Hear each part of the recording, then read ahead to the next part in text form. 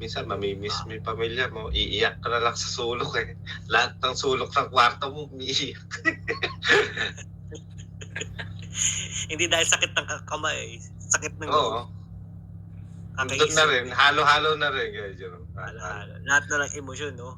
Kaya hindi ko rin masisisi yung mga katulad nyo guys na lalo si Paul na nag-iisa rito na kapag may inuman o may lakad, sumasama eh. Para mawala man yung yung lungkot, makakatapado, di ba Paul? Maano ka, matuwa-tuwa ka naman. Maaliw-aliw ka naman kahit pa paano. Kaysa mabaliw ka, di ba? So, may sumasama ka na paglilibangan na kami, Kuya Jerome. Ano nung bagong paglilibangan nyo? Maglalabas ano naman naisip mo? Maglalabas si Paul ng camper van. Ala, magandang idea yan, Paul. Hindi nga? Ano? Idea ni Paul yun? Bibili ka ng camper van muna. Camper van. Hindi, camper lang yung bibili ko, lambat.